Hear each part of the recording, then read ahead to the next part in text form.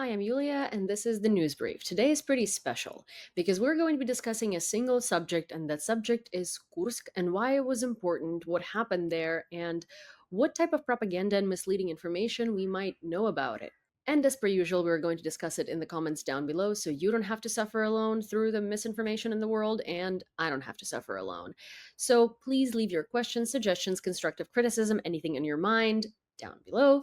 I will be reading it. I appreciate this back and forth exchange, and you know that I love hearing from you. Let's go. Yesterday, our UATV crew was invited to a pre premiere showing of a documentary film. The documentary film was basically made by the military personnel that was inside of Kursk on the operation that was crossing Russia's border and holding the territory for a while. I know that a lot of you have probably forgotten about Kursk, but Russia has put out a lot of disinformation about what happened there, how many people were there, what the Ukrainian army did there, and what the purpose of Kursk was. Obviously, initially, Ukraine took the region or parts of the region in order to have it as a bargaining chip for Russia. But we quickly realized that Russia doesn't care for Kursk. And I'm sure you've heard it a lot online when the Ukrainian army was retreating, is that, the objective of the operation was fulfilled and there was no need for the Ukrainian military to stay there anymore. Obviously, Russia was saying that the Ukrainians are not retreating. Russia surrounded the Ukrainians, and the reason that they're exiting is because, well, the Russian military, the mighty Russian military, took it back and pushed them out. And then the next day, the Ukrainians pushed through into Belgrade. But I do want to focus on on this little bit of information. The Kursk operation has fulfilled itself because the Ukrainian military realized we cannot use it as a bargaining chip to return our land because Russia simply doesn't care about its own land. And while, again, as I said, this has been heavily discussed, there has not necessarily been a lot of insight into what it was actually like there and what the people there and just how much Russia doesn't care. There were lots of news in Russian that you guys probably have not seen because they were from Russian state TV and in their own language, basically saying that they need to annihilate everything in Kursk because there are no Russians left there, and the people, of course, have fled, and it's only the Ukrainian military that's staying there, and so everything around them needs to be completely destroyed, just with the purpose of getting them out of the region. So through this documentary, which the link to it I'm going to leave down below, we were able to gain an insight in what was actually happening. At first, when the Ukrainian army came in, one of the first things that struck me the most is that a lot of people in that region actually speak Ukrainian and they don't even realize it. You know how Russia was saying that they should come and liberate the people in Ukraine that speak Russian because they're Russian speaking, therefore they're Russian, so they need liberation. So interestingly, Russia did lie about that because in Ukrainian villages, specifically pre border villages, everyone actually still speaks Ukrainian because Russia wasn't focusing its propaganda and its extermination of the language efforts onto villages. It was focusing on cities and on, you can only have a future if you are going to speak the mighty Russian language. So here is the interesting bit. In the Kursk region, in most of those villages, the people speak Surzhyk. Surzhyk is the mixture of Ukrainian and Russian, but it's mostly Ukrainian with some Russian words mixed in. So, funnily enough, wouldn't it mean that Ukraine needs to liberate the people of Kursk, who are clearly Ukrainian and speak Ukrainian and don't even know it? Huh? Isn't that a thought? I'm obviously just kidding, but this is the funny little bit of hypocrisy that I witnessed through this documentary. It was honestly very strange because in the beginning of the documentary, the presenter actually came up and said, I apologize for how much Russian language you're about to hear, but this is just what it is. And then I barely heard any because the majority, especially of the older population of the villages in the Kursk region, speaks Ukrainian. The second thing that really struck me was that when the Ukrainian military came in, obviously Russians were already destroying infrastructure in the region in order for the Ukrainians to not be able to settle in, but there were no pumps for water. And a lot of the people had no access not to just drinking water, but to, showering water and like regular facilities for everyday use. So they brought in a generator and basically powered the water supply for the entirety of the Suja region, which is quite crazy to think about. Ukrainian military that came in and occupied temporarily a territory of Russia provided Russian citizens that stayed there with the comforts that they did not have beforehand. That's something. Obviously, of course, when Russians come into the Ukrainian territories, they mutilate people, they torture people, they threaten people, they do all of these horrendous things to them. The Ukrainian military didn't do that. And of course, you can say, well, the military was filming this, what incentive did people have in order to, say the truth?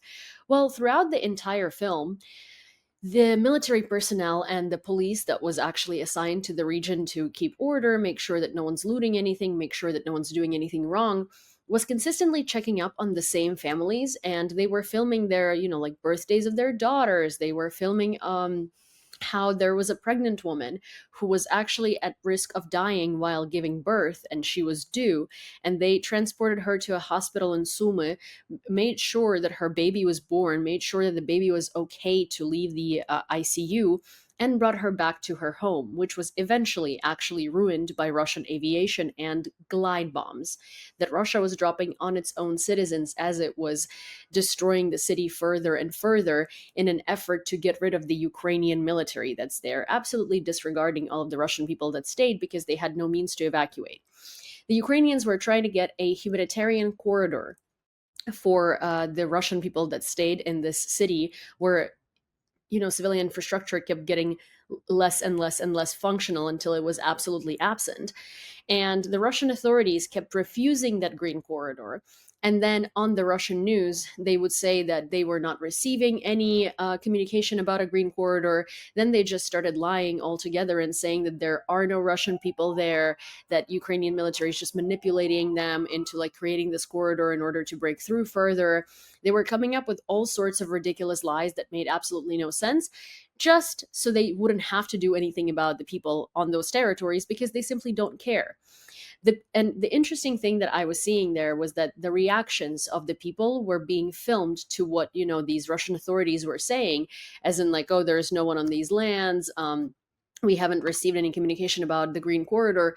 Well, these people actually witnessed the Ukrainian military asking for a green corridor, requesting a green corridor from a Russian authority. So these people were finally starting to understand just how much Russia is lying. You can also see from the citizens of Suja sort of how much they are not aware of what's happening in their own country or what's happening in general, because a lot of them, first of all, they were obviously scared of the Ukrainian military when they came in, and then really understood that it's the Russian military that they have to be scared of, because the Ukrainian military brings them food, organizes bomb shelters, creates safe environments for them and their kids to stay in while they are hiding from these airstrikes, while their houses are fully destroyed, while they have no infrastructure. But at first, of course, they would be talking to the Ukrainian military and being like, oh, what do you want me to say? And the people behind the camera who are from the Ukrainian side are like, well, we don't want you to say anything. We would like to hear from you how you feel about everything that's going on. We would like to hear from you what is happening here, and who do you think is creating all of this, right? And a lot of these citizens would respond in the typical Russian manner of, oh, I'm not political, oh, I'm not political, oh, I'm not political, oh, I personally don't care about politics, but it's probably the people at the top that see it better. And then months later, because Ukraine was there for 4 months, right? This entire documentary was basically filmed through a period of those 4 months. So as the time went on, their responses were changing, where they were watching Russian propagandists talk on TV about things about Kursk region and Ukrainian military mutilating people and Ukrainian military committing war crimes and starving people, the people that weren't there to begin with, according to the Russian propaganda to begin with, right? But I digress. So these people were listening to the news and to all of the lies that were said about them, and to all of the lies that were said about everything that's going on, and reacting and saying, I just don't understand how they can lie so much. And one of the things that I really liked about this documentary and about what it showed, from inside of Russia and how the Russian society reacts to things and how Russia crafts its propaganda is that it was very similar to that of 30 Days in Mariupol. When I spoke to Mstislav Chernov, I did an interview with him a year ago or maybe more. When I spoke to him and I asked him how he uh, organized sort of the filming and how and the editing and what was the purpose of his documentary and how he asked questions, he said that he really did not want to ask leading questions. Really did not want to say, like, oh, it's the Russian aviation bombing us, or oh, this is what's happening, right? He was asking the people around him what they think is happening because he really didn't want to feed them the answers, or he really didn't want to make to give any sort of room for the answers to be fabricated, created, or led to.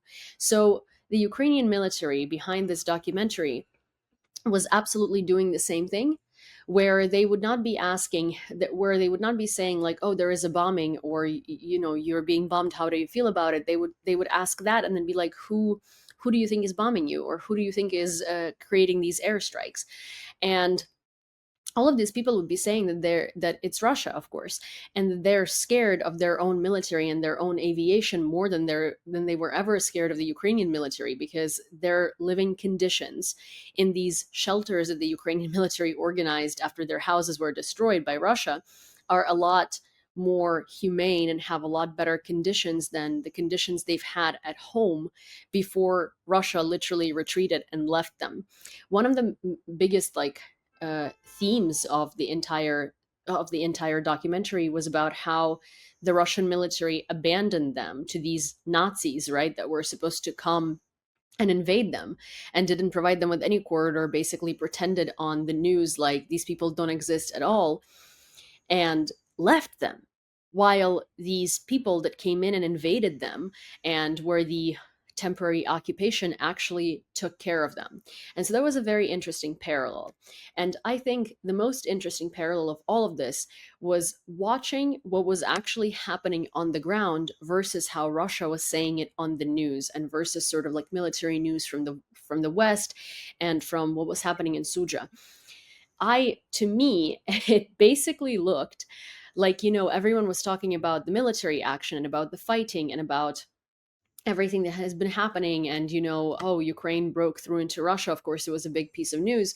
But what we were seeing on the ground was basically these very sad villages that are godforsaken, if one can say that, near the Russian border, with very minimal infrastructure, with very minimal means for existence, sort of. And the Ukrainians coming in and kind of helping them um, preserve and improve their living conditions. So it was not necessarily about military victories or about the conflict. It was kind of about the human side. There were medics that would come in and check up on these grandmas and grandpas that have not seen healthcare in, decades probably. They were not only giving them medication, they were not only like tending to their wounds caused by Russian shelling of its own cities, but also to their chronic illnesses that they have never sort of been that they have never checked upon or knew that they had. They were prescribing medications to them. They were providing aid to them, and a lot of these elderly people that have been taken care of have never really seen this standard of care, or someone wanting to help, or someone caring to help. And while witnessing these moments of Russia not caring about their own citizens, while these citizens never having seen, like, good medical attention, or people wanting to figure out what's wrong with them, another parallel was very, very vivid between Russia and Ukraine, and how we're different is when the Ukrainian military came to Russian churches, the Russian Orthodox churches, the churches that spread terrible negative propaganda about Ukraine. They noticed that no one had been preserving the Bibles, the icons, the artwork, all of the like holy paraphernalia.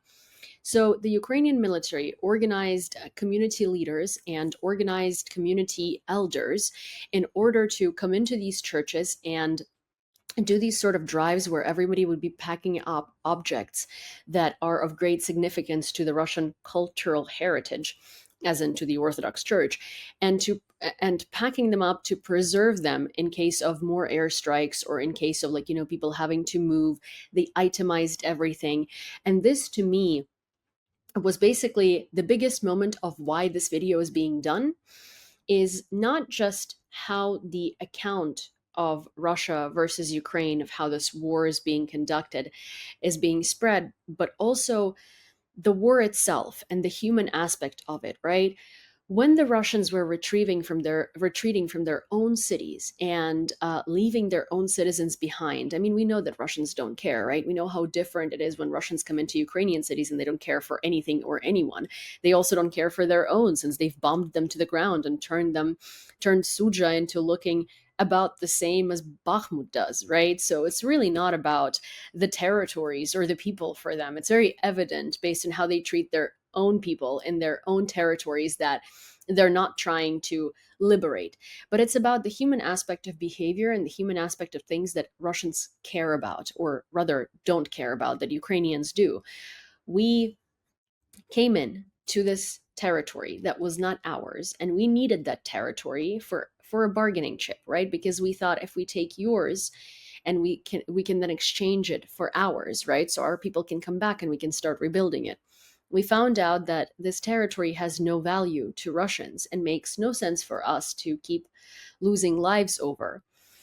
But we also saw that Russians don't care so much that they don't preserve their cultural heritage, the heritage they say they care so much about, the heritage they say they came to rescue. They don't care about the people. They don't care to preserve these historical things in churches. In fact, they bombed churches. And Russian people themselves don't even have the urge to go and preserve it. Not the government, but the people that live there. They don't care to stay there and preserve the heritage. Actually, this might sound a little far-fetched and out there, right? But the only person that seemed to care about their homeland and about the place that they were like born and the place where they stayed was a man with a Ukrainian passport. And I think that's such a telling thing, because he refused to be evacuated to Sumy, to the territory of Ukraine, from his house that was completely destroyed. And he was living, actually, he built this underground bunker basement type of thing, similar to what the military builds on the front line in the trenches, like where they live. And he preferred living there rather than evacuating. And when he was asked why, he said, it's because this is my land and this is where my wife is buried, and I'm refusing to leave her.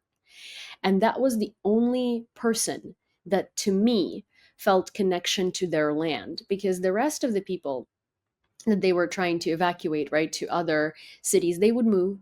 To other little villages, they would also move. And they kept asking for the Ukrainian military to organize a corridor for them to flee somewhere else in Russia. While this one man would not leave his land. And he was in his 70s, and he said he's lived a life, and he doesn't care if he dies, really. But this is the place where he's lived. And this is the place where he wants to stay. And this is the place where his wife is.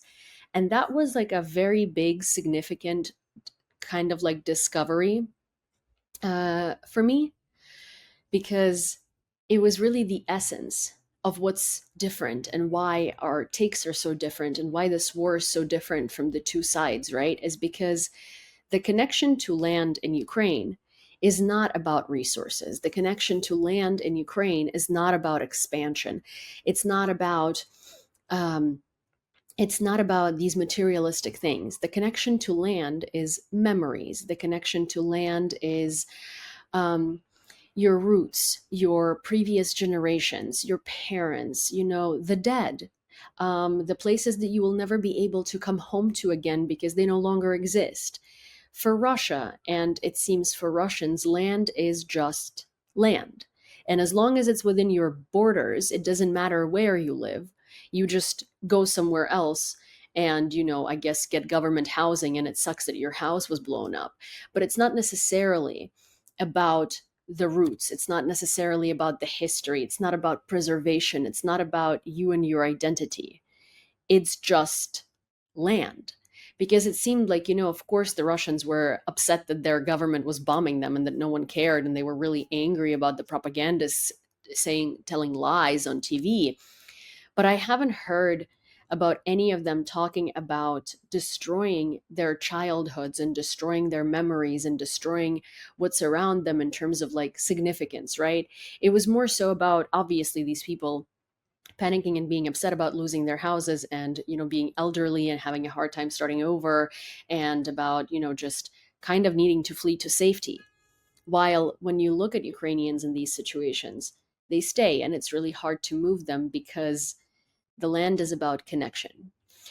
I know this was a very different episode, and I really hope you enjoy this type of an episode. And I really felt like I needed to share this, and I really want you guys to watch this documentary because there's no amount of what I can say that can really accurately portray it.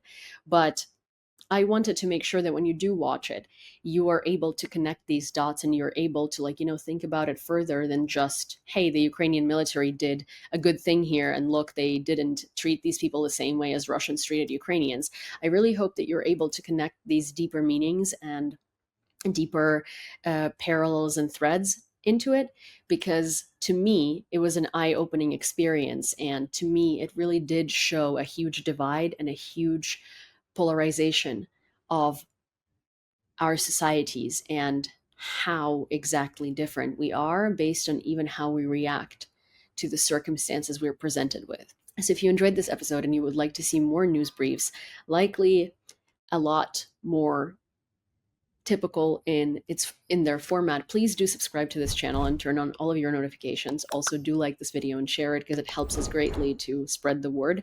And of course, I want to ask you to tell me about what struck you the most in this documentary if you watched it, or what kind of conclusions and parallels can you draw from hearing what I had to say in this episode. See you next time.